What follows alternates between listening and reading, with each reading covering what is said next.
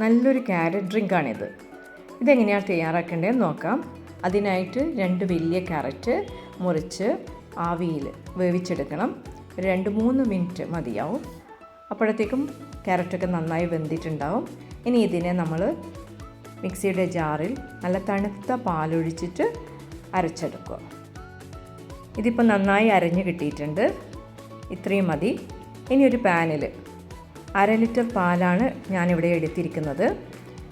അത് തിളച്ച് വരുന്ന സമയത്ത് നമുക്ക് ഈ ക്യാരറ്റ് ചേർത്ത് നന്നായി ഇളക്കി കൊടുക്കുക.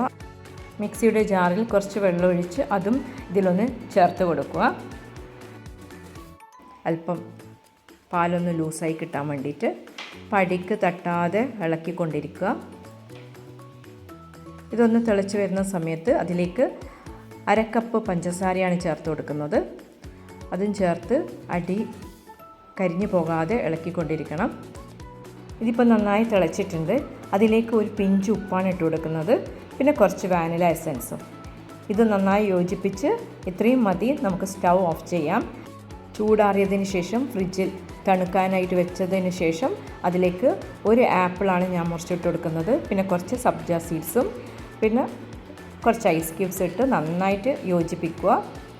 ഇപ്പോൾ നമ്മുടെ ക്യാരറ്റ് ഡ്രിങ്ക് തയ്യാറായി. നല്ല ഹെൽത്തി ആയിട്ടുള്ള ഡ്രിങ്കാണ്. ഇതിൽ കസ്റ്റർഡ് പൗഡറോ അതുപോലെ തന്നെ കോൺഫ്ലോറോ ഒന്നും ചേർത്തിട്ടില്ല. അപ്പം എല്ലാവരും ഇതൊന്ന് ട്രൈ ചെയ്യുക. എല്ലാവർക്കും തീർച്ചയായിട്ടും ഇഷ്ടപ്പെടും. ഈ ചൂടുകാലത്ത് കഴിക്കാൻ പറ്റുന്ന നല്ല ഹെൽത്തി ഡ്രിങ്ക് തന്നെയാണിത്. ഇഷ്ടപ്പെട്ടാൽ ഒന്ന് ലൈക്ക് ചെയ്യാനും സബ്സ്ക്രൈബ് ചെയ്യാനും മറക്കല്ലേ.